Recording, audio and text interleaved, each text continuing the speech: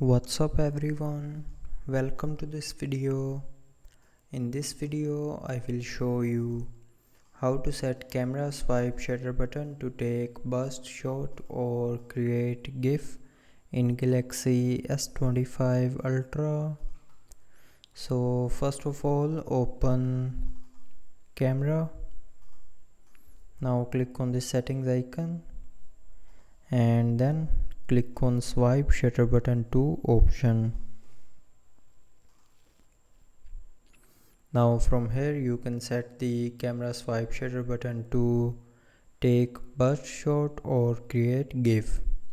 So just simply tap on option to select, and after selecting go back, and now when you will swipe down it will perform the action that you have selected.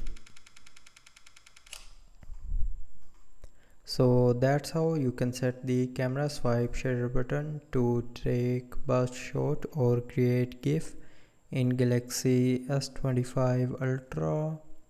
So I hope you liked the video. Thanks for watching.